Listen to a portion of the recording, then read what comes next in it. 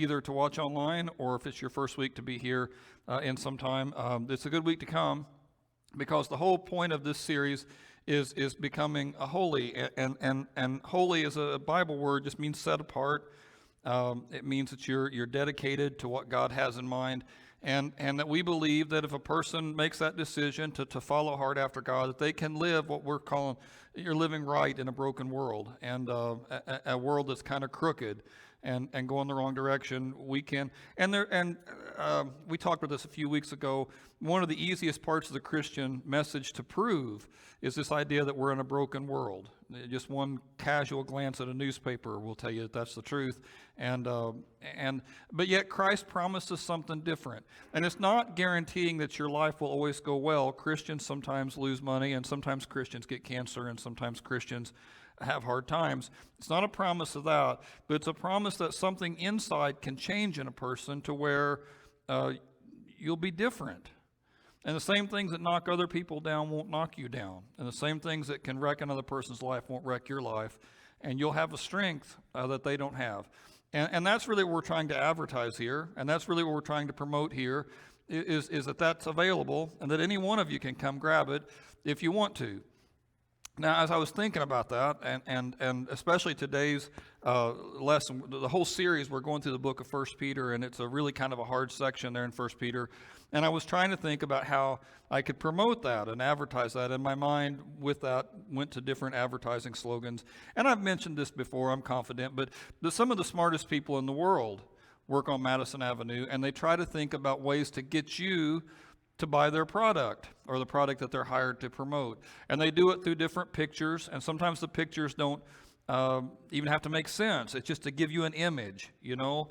If you see that the only people drinking beer are 20-year-olds who are fit at a pool party, then you'll think that you'll be fit if you just drink beer, and it doesn't work out like that. But you might think that. That's the whole point. And that you'll buy it and drink more of it because of what you saw and what you thought. A lot of the slogans that they use in advertising are designed to make you feel like your life is incomplete until you get whatever this is. That there's a certain spot in life that you can only have if you have that product, and that's yours, important enough that you deserve it. I wrote down some of them. I went to just the most popular advertising slogans of all time, some of those kind of websites. Some of the stuff doesn't necessarily, it's just funny. It's meant to be funny, or it's meant to just describe the product. I mean, like the quicker picker up, or you hear a phrase like that and it takes you to a certain product. If you've watched very much television at all, it takes you to a certain kind of paper towel, and you know it immediately. Finger licking good, of course, it takes you to a certain kind of restaurant, and maybe even if you're kind of addicted to that restaurant, your stomach is growling just a little bit. Me saying finger licking good is kind of making you hurt just a little bit. Hope the sermon's over fast. It's going to be, but you're hoping that it'll be over quick and move right along. But a lot of the slogans that were more popular talk about you being the best form of you, and how that can only happen if you get the product. And it's amazing how many of the top, most famous slogans do that. The best a man can get, and they change it to the best a man can be. But Gillette, so if I shave with this razor, then I can be the best. Nike's Just Do It, or Wheaties, the breakfast of champions. You know, if I want to be a champion, this is the food I need to eat. I can't be eating Fruit Loops. I'm a grown man. I can eat the breakfast of champions. Have it your way, because I'm worth it, and it's everywhere you want to be. Now that's kind of a cool one. The last one, it might tempt me to spend money I've not even made yet, so that I can go everywhere that I want to be, knowing that Visa would be there with me, wherever that is. Now, when you contrast all of those kinds of slogans with Jesus' advertising slogan, you're going to notice a difference in tone. Jesus' advertising slogan was this. He told his disciples, whoever wants to be my disciple must deny themselves and take up their cross and follow me. Where everybody else is saying that the way to be happy in life is to live your best life and achieve certain things or have certain things so people will notice you and you can be everywhere you want to be and have it your way, Jesus kind of goes a different direction and says having it your way is the problem. If you want to be my disciple, you've got to deny yourself. You've got to take up your cross and you've got to follow me. Now, there were some people, when Jesus tossed this message out, that said, I'm not interested. I'm just not interested. John 6, at the end of John 6, he feeds 5,000 and he teaches stuff just like this. And it says large numbers left him. Who can stand this, they said. And they went the other direction. There's famously a story about a rich young ruler who comes to Jesus trying to become one of his guys. And he walks away sad because Jesus wants too much. And even at some level, Judas, who betrays him, hangs with Jesus for 3 years, but at the end of the day, this is too tough. The message is it's just not worth it. And they didn't believe that what he was selling would actually take them where they wanted to go. But I think it will. I think Jesus knew that the secret to understanding life is to understand that it's not primarily about you. And when you understand that, and when you start to live your life with that understanding, well, you start to discover new doors open. It's counterintuitive, but he says it 2 or 3 different places. The person who tries to save their life will lose it in the end, but the person who gives their life away will find it. And this is the promise, but it's a faith thing. You know, we read in the Bible about how guys like Peter had to walk on the water and trust Jesus that they'd be safe, but this is the same kind of thing. You're not getting thrown into a lion's den or having to stand in front of a big giant like some of the stories in the Bible.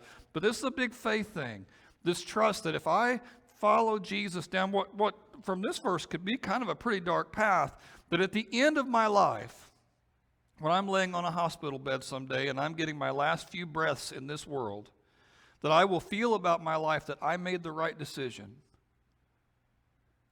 You know, some of the slogans, like the ultimate driving machine, or having a certain set of clothes, or a certain place to live, or a certain vacation. You know, Disneyland's the happiest place on earth. You're not going to think about those kinds of things in that moment. That's not how you're going to evaluate your life. Jesus says, if you'll make this decision to follow me, you're going to find life in the end. And it's a hard message. It's a hard message. It's a countercultural message. We have spent, over the last year, 2020, it's been a year of rage and anger and riots and people being sure that they know the right answer. It's been a year full of reading on your Facebook that if you don't vote for the candidate I like, we can't be friends anymore. You know, you thought that kind of language ended in kindergarten. If you don't do this, we can't be friends anymore. But apparently even adults can do it in 2020. And now Jesus is telling you all that line of thinking is wrong. I want you to go a different direction. And that's what today's story is about. We're in 1 Peter. I'm going to read the back half of chapter 2 in 1 Peter, and we're just going to kind of go through what he says. And it's a hard teaching. I just want to mention that ahead of time. It's a hard teaching. He starts off, though, not super hard. What he's saying here at the beginning kind of makes sense. He says, dear friends, I urge you as foreigners and exiles, some translations will say aliens or immigrants. It's the idea is that this world's not our home. He says, I urge you as foreigners and exiles to abstain from sinful desires which war against your soul. He's laying out a formula here of sorts that when we do certain sinful desires, when we do those things, it actually hurts us inside. That's kind of easy to maybe get a hold of, but it also, the other side works. I talked about this. We do a thing on Tuesday where we kind of review the last week's sermon, and I talked about this a little bit on Tuesday. Beth Moore had this long tweet thread where she went into a teaching on this, and it was really profound. And it was the idea that the more I invest in Jesus, the less sinful desires are appealing to me. Conversely, the more I invest in things that are away from God, the less Jesus is appealing to me. But those things kind of work in counterbalance. And you've probably seen that in your own life. If you really get caught up in something stupid or you know, some series of bad decisions, you have no interest at all in going to church. And you'll say, the reason you don't want to go to church is, oh, they'll be judging me. I couldn't hold my head up there. You might even say something kind of quasi-spiritual, like if I went in there, the lightning would strike or something. But the God's honest truth is, you just don't feel right about it. Because you invested yourself in this thing here, Jesus seems completely distant. Conversely, if you invest hard in Jesus, some of this stuff that might be a real struggle for you quits being a struggle for you. It becomes easier to walk away from. And that's kind of the same idea he's talking about here. Remember that you're just a foreigner here. This is not your home country. I mean, it's good to be an American, and it's good to be proud to be an American, but America is not your number one loyalty. It just can't be if you're a Christian. And so learn to abstain from those things that are actually hurting your soul. I mean, certain things may seem harmless, and Christians sometimes can really lie to themselves and say, well, I'm doing this thing, but it doesn't really affect this other stuff. But it always affects this other stuff. Just as an example, and I could pick anything, but imagine there's a man that maybe even goes to the church, maybe even a man who's sitting out here today, and he's struggling with lust. And how he feeds that is he's on his phone, or he's on his computer, or he's on his laptop or his iPad, and he's looking at stuff he shouldn't look at. He's just filling his mind with this stuff, and he does it almost every day. Anytime he can get away where no one's looking at him, and he just feeding his head this awful stuff. He might tell himself, it's no big deal. I mean, whatever I'm doing over here is not really affecting this thing over here. But he knows it's not true. And if there is a guy like that, and he's sitting out there today, he knows what I'm saying is true, that the more he does this, the less appealing all this other stuff does. And what you might have missed is it's less appealing because you're doing this stuff here. That these things work in counterbalance to one another. On the other hand, if a person who says, well, I've always struggled with lust, I can't deal with that at all, this won't fix it immediately, but if such a person really invested in following hard after God, I'm not saying that this immediately goes away, because life doesn't work that way, but it does get easier to walk away from it. If you're on a diet, the way to stay on your diet is not to sit at the kitchen table and stare at the counter and say, I won't eat that cake, I won't eat that cake, I won't eat that cake, I won't eat that cake. Because sooner or later you will eat the cake. The way to deal with the diet is to get out of the kitchen altogether. Go do something else. Get your mind on the right things. You won't even think about the cake. And this works. It's a whole human life thing. It's going to something we've been talking about all along. As Christians, we're called not to conform to the pattern of this world. We're called not to be like everybody else. Everybody else runs these sinful desires, and we don't. Everybody else does all those sorts of things, but we don't. And we're trusting that if we don't conform to the pattern of the world, we will be transformed by the renewing of our minds. We're trusting that if we choose not to do these things, that we'll be rewarded because we'll have a different heart. Now, some Christians, reading verses like this, say, okay, we're going to be nonconformists. That means that we'll dress a certain way, or we won't go to R-rated movies, and we won't, we won't smoke or drink or chew or whatever else it is. And when we do those things, and by the way, all those things have some wisdom to it, and some of that stuff's worth really considering. But this verse about not conforming is not primarily about tattoos or rock and roll. This verse is not so much about the outside person, but the inside person.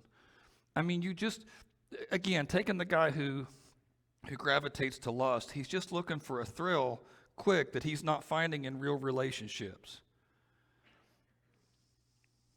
He's taking a shortcut to something that's hard. Okay, well, to not conform to the world would be to invest deeper in relationships, to see people as precious, to not see them as cartoon characters, to not see them as just two-dimensional, to think about people as people. And it's a growth step, but conforming to the world is not necessarily not watching cable, though it can be part of that. It's about a whole different way of thinking, a transformation of your head where you're just not tied to the same things everybody else is tied to.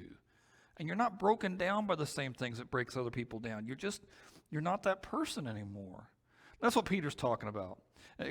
So let me back up. The verse says, abstain from sinful desires, a war against your soul. And then he says, I want you to live such good lives amongst the pagans that though they see, though they accuse you of doing wrong, they'll see your good deeds and they'll give glory to God. In Peter's day, and truthfully in ours, it's easy to pick at the church. It's easy to take little shots at the church. It's easy to make fun of the church. Well, the church is just full of hypocrites. Church is just judgmental. Church only cares about numbers. Church doesn't care about real people. It's easy. Sometimes ministers can do it better than anybody else. It's easy to take shots at the church. That was true then. It's true now. Peter says, even if people do that, you live such good lives that they'll have to notice. They'll have to notice. You know, it's easier for them to say you're just a hypocrite, but if you'll be consistent about this thing, if you'll stick with it and continue to follow Christ, even when it's hard, he says, other people will notice and it will change their lives. You'll be able to witness to them. Actions will speak louder than words, and you'll make a difference in people's lives. I was thinking about this stuff. There's a movie. It's kind of an old movie all of a sudden now, but how many of you have seen the movie Saving Private Ryan? Is that still popular enough? Okay. In the movie, if you've not seen it, the plot of it is a group of soldiers are sent from D-Day, from the beach there at Normandy, in country to France to find this Private Ryan and bring him out. He's with his troops, with the rest of his troops. They're to go get him, find him, bring him out. Because his mother had 4 sons and she's already lost 3 of them, and so they're going to send him home. She's the only son she has left, and they're going to send him home. And so when they're out there, the whole movie is about the travel to go get him, the travel to get back, and all the different things they get into. And there's a lot of bloody scenes. And one of the bloody scenes, there's a German sniper up on a hill. He's got a machine gun, and he's shooting down at them, and it kills one of their guys. And he's shooting at him, and they're ducking, and they have to kind of sneak around to try to surprise him. And they get him. They surprise him. They come up behind him, and they capture him, and they make him start digging his own grave, is what they do, because most of the guys want to kill him. They're also mad because he's already killed one of their guys, and they're still hunting for Private Ryan. We can't take him with us, so let's just shoot him in the head and move on. And the captain is played by Tom Hanks. And he has this soliloquy in the middle of it, and I won't pretend to quote all that. You can find it pretty easy on YouTube if you're interested, or watch the movie again. It's still a really good movie. But his soliloquy is that he says, I was just a teacher in a small town, and everybody knew me, and they knew my parents, and they knew what kind of people we were. And when I wanted to be a teacher and work with kids, everybody understood that. That's the kind of guy I was. And I get over here, and I'm a captain, and I'm not even the same man anymore. And I'm bloody, and I'm cruel, and I'm hateful, and so Hanks lets him go. He lets the guy go. He takes his gun, he lets him go. And some of the soldiers are pretty mad about it. They're saying, don't you know he'll come back and shoot at us again? And if you watch the movie, he does come back and shoot at him again. But Hanks's point is, but we're Americans.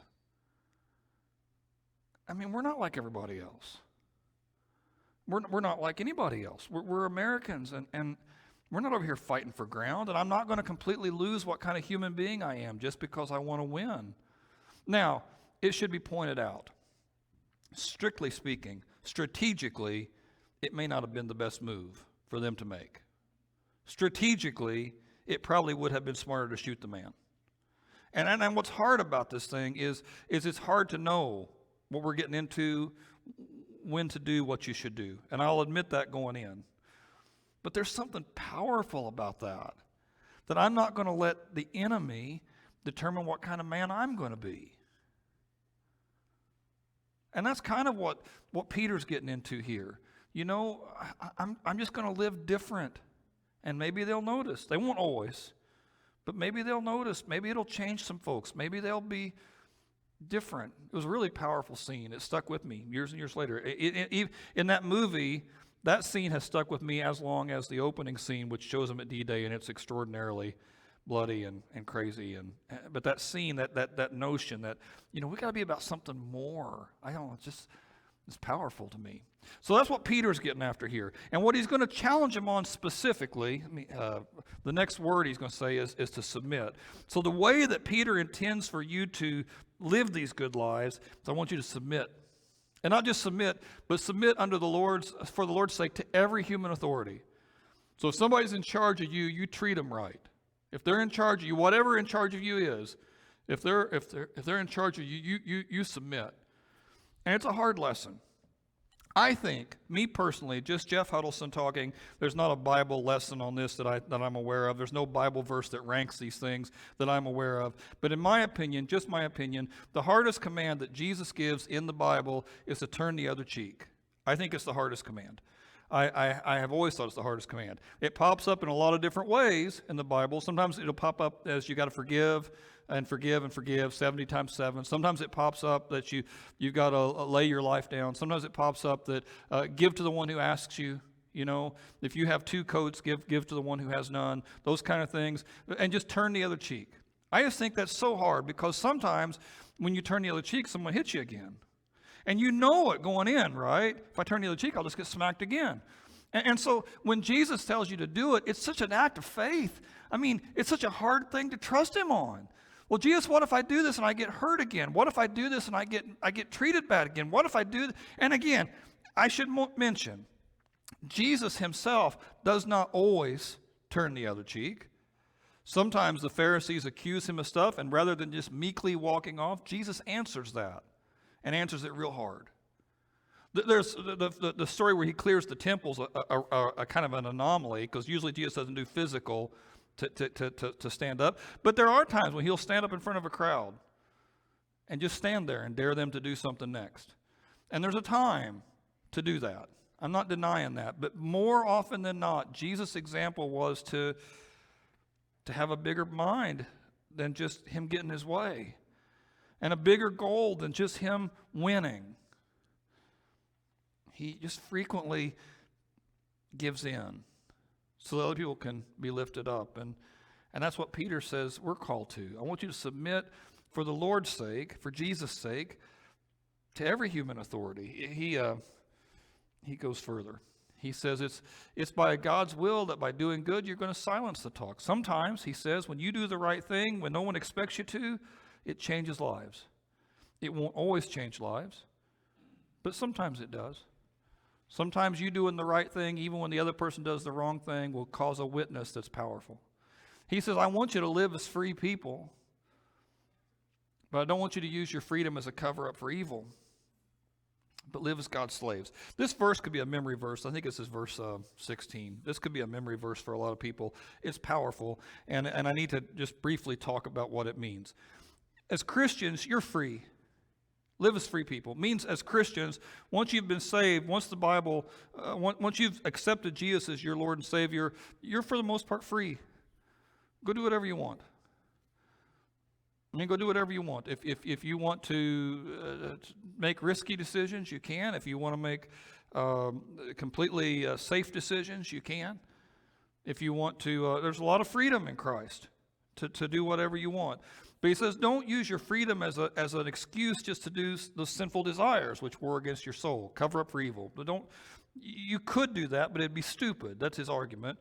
Instead, choose to live as God's slaves. When we come together at the band and we'll do a new song. A couple weeks ago we did the blessing for the first time, the one that Danielle did. And on the radio, when that song pops up on K-Love, it's even higher than we do it. And I couldn't do it. I tried, and I sounded a lot like AC/DC when I was getting it, which was really not what we were shooting for. So I couldn't get there, and so we had to lower it. And I'm sure that aggravated one or two people who practiced it in the higher key, but we've got to do it together, and I can't do it that way. Some of the songs we do, there's a real fast part in it, and so we might try to do the real fast part that we heard on the radio or heard on the CD or when we streamed it, we heard this, so we try, but we just can't do it. Sometimes one person will have an idea for a tempo and another person has another idea, and those two ideas don't work very well together, so somebody has to give in. Now, as a musician, you're free to do whatever you want. You're free to do whatever you want. I tell Grace sometimes there's never a bad time for a drum solo. Just toss one out there. If you feel it, you go ahead and knock that out. There's never a bad time to throw a drumstick to the audience. Crowds love that sort of thing. Go ahead and toss one out there.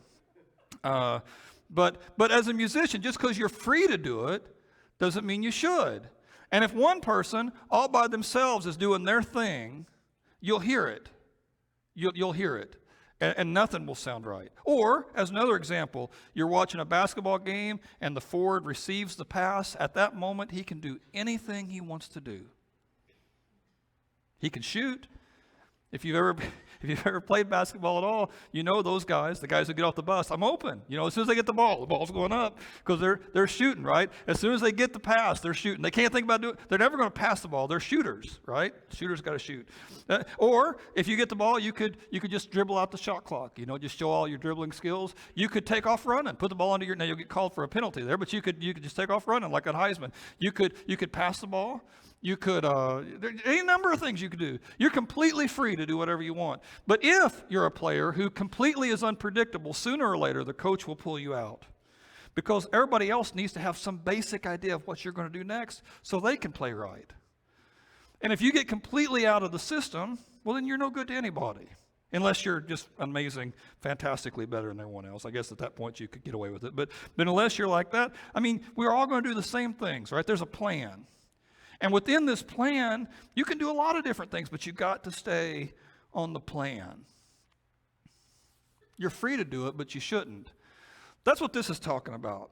You're free to do whatever you want. But that's not to say that God doesn't have a plan. That there's not some sheet of music that God has laid out. This is what I want the orchestra to sound like. And while you're free to do whatever you want to do, this is the way it goes best. And it's wise for you to do that. You don't have to. You don't have to, but you're going to stand out if you don't, and not in a good way. There is a plan. One of the Christian teachings that is different than the way the world operates, talking about conforming to the world doesn't think there's a plan for anything. Everything's chance. You got here by chance. You meet the people you meet by chance. It's all chance. Everything's random. Everything's up in the air. And so you don't know for sure what's going to happen next. But the Bible doesn't seem to point that out. The Bible says there's one sheet of music we're all supposed to be playing to. There's one plan that we're all supposed to be playing to. And wisdom is figuring that out as quickly as you can and getting in line. That's what this verse means. It's a really powerful verse. He goes on, still talking about submitting. He says, I want you to show proper respect to everyone. He says, I want you to love the family of believers, that's the church. I want you to fear God. I want you to honor the emperor. Keeping in mind that the emperor, when Peter wrote this, was Caesar Nero, and Nero was famously perverse and corrupt and awful, that Nero famously killed Christians. If Peter would say that I want you as Christians to honor Nero, what do you think Peter would tell us about President Biden or President Trump or Nancy Pelosi or Mitch McConnell or any of those guys? I'm not saying that you have to go along with every last thing they say, but if he would tell you to honor Nero, what do you think he'd say in our present day? And you know, as Christians, sometimes I think we lose sight of this. As Christians, we should be the last people that are always sticking our chin out and saying, well, that's stupid. Everybody's wrong but me. I mean, we should be the last people to do that stuff. And yet, when I look at my social media, it seems like way too often we're the first ones to do that stuff. If the government asks you to wear a mask, I'm on both sides of that issue. I have had COVID, and I think some of that's silly. I'm on both sides of that issue. But if the government asks you to do it, I mean, how can you defend not doing it? Well, you can't tell me what to do. I'm free. Well, you're free, but you can't use your freedom as a cover-up for evil. You're free, but there's a plan. Well, it's a stupid plan. Well, that's not your call. Now, I will say, like I was saying earlier, there's a time to stick your foot in the ground and say, no, I just can't do that. I just can't. There's a time that the state will ask you to do things that are anti-God. That happens. And if the state asks you to do something that's anti-God, then you've got to say no. You got to say, no, I'm not going to play that way. I'm not going to do that. But even there's a way to do it and a way not to do it. I can't imagine why a Christian could ever be part of a violent protest, whether that violent protest was burning down a city block or invading the Capitol building. I can't imagine why a Christian could ever defend that. I just don't know how you could. Not with verses like this one. I don't know how you could argue that. Now on the other hand, maybe you feel led to stand in front of an abortion clinic and just be a silent witness that I think this is wrong, and if anybody wants to pray about it, I'll pray with you before you go in. And you're not beating people over the head. You're just trying to be kind. You're protesting, but in a kind way. I think that's powerful. I think that's important. I think as Christians, and you know, in Peter's day, they couldn't protest at all. They couldn't write their congressman. They couldn't start a petition. They couldn't scream, and they couldn't do any of that stuff. If you oppose Caesar, you're getting fed to the lions. So there was no protest in Peter's day. And you do have rights as an American citizen, and you should take advantage of those rights. You should certainly write your congressman or your senator. You should certainly express yourself. Nothing wrong with writing letters to the editor. There's nothing wrong with having an opinion, right? But even in that, I mean, as Christians, we're called to be respectful to people. And to remember that no matter what happens, there's bigger fish to fry than just winning this argument. I've seen so many Christians over the last year, and I'll admit, it was a pretty contentious election. And I get that. But I've seen so many Christians the last year just completely lose their witness to half the country because they were so convinced that they were right. And I'm not, again, vote, you should vote. You put a sign in your yard. I have no problem with any of that kind of stuff. But man, when we lose sight of the bigger things, it's just, as Christians, we got to be careful. There's more going on. And if Peter says this about that guy, honor the emperor, about that guy, well then, as Christians, we should be real respectful of the people who agree to serve. Whatever that service is, whether it's military or government, congressman or dog catcher. I mean, anybody who agrees to put themselves out there to do that, we got to be at least respectful. But it's not just that. It's not just for that and for those guys. He says slaves. And this was the part that I was really frightened to get into, because there's no way you can read this section without thinking about our own American experience with slavery. And it's at this point that I'm obligated to say that Roman slavery and American slavery are different things. Wildly different things. American slavery was race-based. White people couldn't be slaves, but black people would be. And Roman slavery wasn't race-based at all. And sometimes Roman slavery was a voluntary thing, because Roman slaves were often, in fact usually, paid. They usually made money. Usually Roman slaves got an education, because an education made you a more valuable slave. American slaves hardly ever got an education.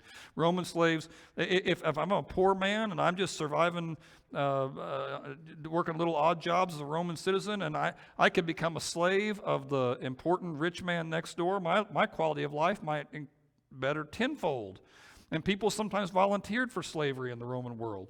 Nobody volunteers for slavery in the American South. And so it's a different institution. But it was still slavery. It was still masters telling people what to do and controlling their whole life. It was still masters who were given great freedom and latitude by the law to hurt people if they had to get their point across. So it was still wicked. And so Peter says, slaves, in reverent fear of God, I want you to submit even to your masters. Now, there were some people in the American South who took this verse and they said, well, there you go. God must like slavery. And it's at that point that I feel obligated to mention again, when you read your history books and you see the guys who were the slave freers, guys like William Wilberforce and Frederick Douglass, they were all Christians. I mean, they were all Christians, and it wasn't a casual Christianity. I mean, all of the slave reformers were deep, deep, deep Christians. It meant something to them.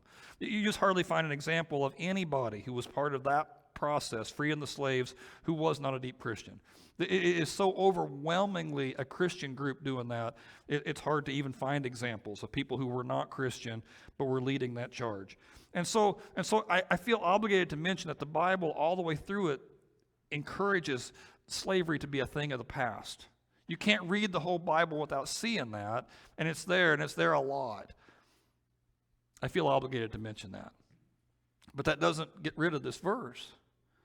Even knowing all that, why would Peter tell those guys to submit to masters? And not just, he says on this verse, to the ones who are good and considerate, but even to those who are harsh. And that word harsh is a Greek word scoliosis, which we get a medical English word scoliosis out of, and it means crooked, literally, which is what like a crooked spine is scoliosis. It can mean perverse, or it can mean harsh or corrupt. So Peter says, don't only obey the good guys, but obey the bad ones. And then he explains why. He says, for it's commendable if someone bears up under the pain of unjust suffering because they're conscious of God. And this was the part, really, that I was scared of preaching all week long, these two verses. But let's talk about it, because it's important.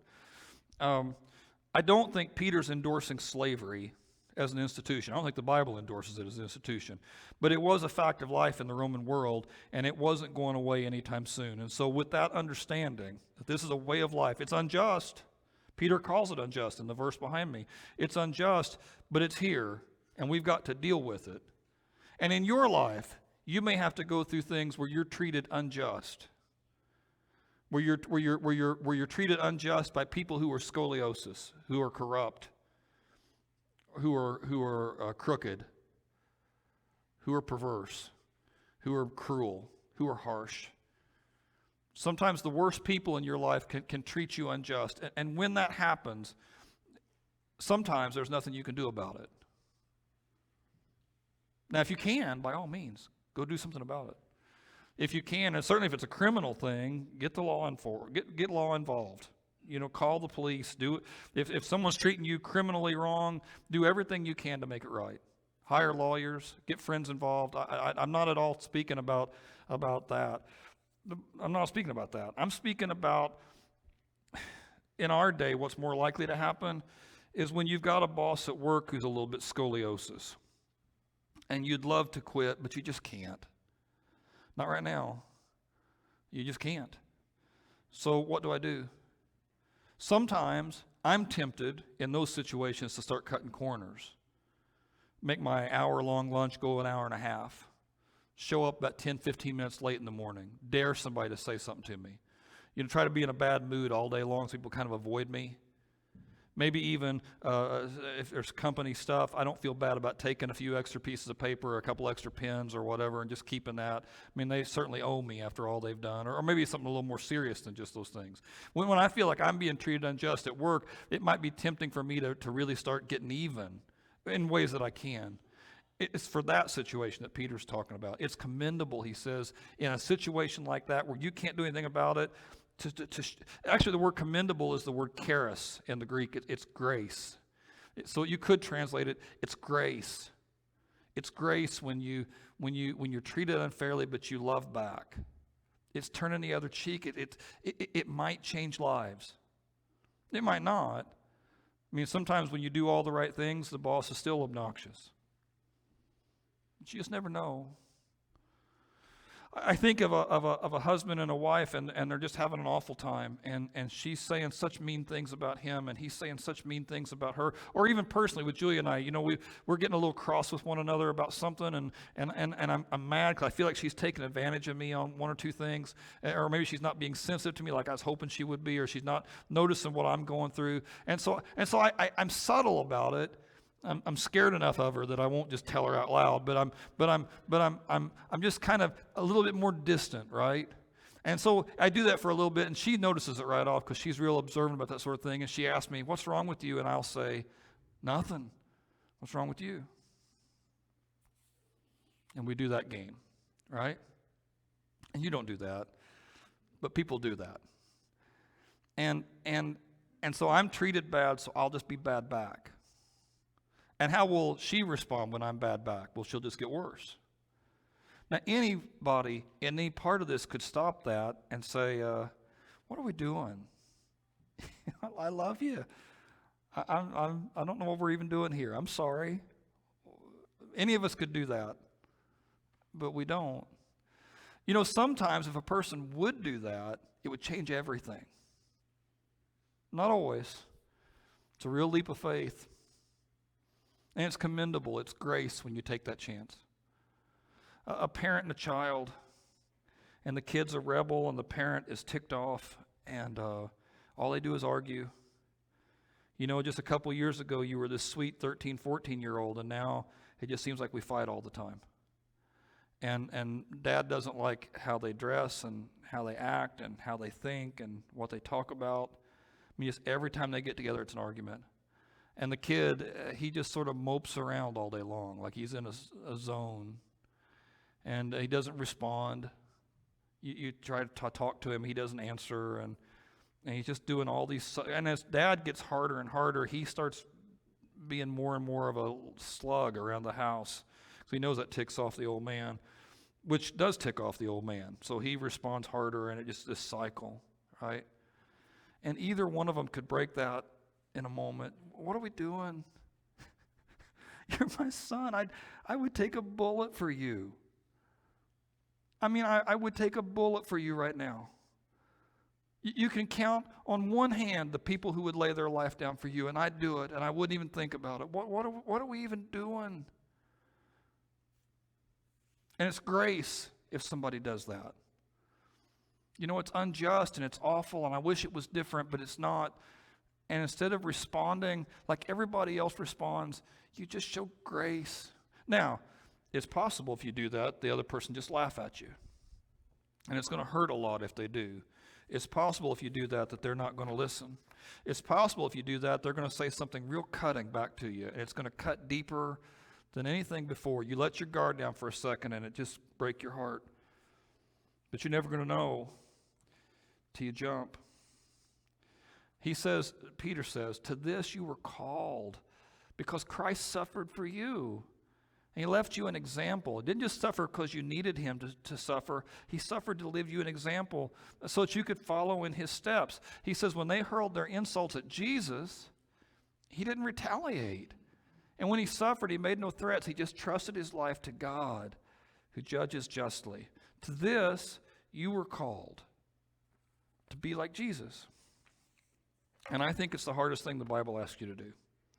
I think it's absolutely the hardest thing the Bible asks you to do. I think it's tough.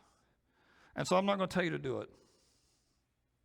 It is possible if you caught me after church and we talked about your situation, that I would say, man, your situation's different than what I meant. Yours is a lot worse than anything I thought about. And sometimes, like I said, Jesus doesn't always turn the other cheek. Sometimes Jesus sticks his chin out and says another thing. And there's a time to do that. There's a time to be hard. There's a time to be fierce. There's a time, and I know that. And so I can't possibly know exactly what you're dealing with and apply this to that situation. So you're going to have to do that. And I invite you to do it. I invite you to pray to God now. And at the end of the service, God, give me wisdom.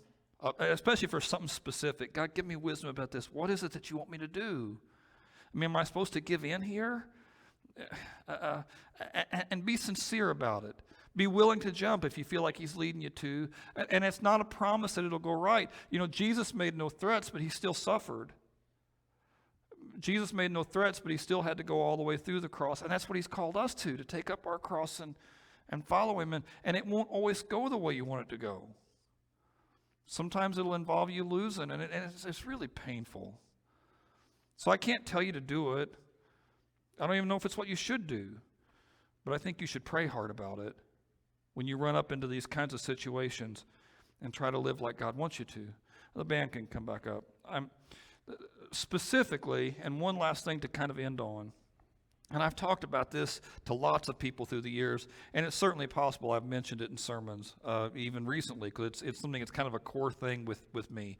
I think a mistake that most people make is we allow the people who have hurt us the most to determine what kind of people we're going to be. We allow some of the cruelest, meanest people in our lives to dictate what kind of human being we're going to be. And it's crazy. I mean, you would never intentionally follow someone who's scoliosis, who's crooked. You wouldn't do that. But if that person who's perverse or cruel or mean and they've hurt you, you can end up and become a different guy because of their cruelty, because of their meanness, because of their hate and frustration. And before you know it, the very worst people in your life are determining what kind of people you are. And it's nutty, but everybody does it. It's something that everybody does. And so what I want to encourage you on here today, especially if someone has smacked you on the cheek and has kind of given you a hard time, is pray hard about not letting that happen. God, I want to be a heart that beats for you. I want to have, God, a heart that seeks you out. And when everybody else is getting beat up by things, I don't respond the same way. When everybody else is responding with hate and anger and pride, I respond with love and peace and kindness. When everybody else is fearful and angry and afraid, I'm not like that, God. I've got perfect peace in my heart. I've got joy what this old song, a joy like a river, right? And love like a fountain. I mean, I'm a different person. I'm not like everybody else. That God's changing me inside. And that the person who has had the biggest effect on my life is the one who has treated me the very best, Jesus Christ. And that's my prayer for you today. Now, if at the end of this service, we're going to offer you a couple different ways for you to respond. The first one is we're going to sing a song together, and the lyrics of the song can be a prayer. God, I know holiness is what you want, and that's what I want. And that's what the song's about. And you can sing that, and as you're singing it, really think about the words and pray them to God as you're singing it. But we also give you a chance, if you want to come forward and just pray with some people, there'll be people in front here, the Ryans over here, and they'll just pray with you. And if you don't know what to pray for, like, just pray for me. And they'll pray for you, and you don't have to even say anything more than that. Just pray for me, and they'll pray for you. And there's such power in that. And so if anybody needs prayer today, know that you can come up here, and they'll pray with you. And I'll be around after the service, and we can talk as long as you want to about anything. Okay? All right, why don't you stand up?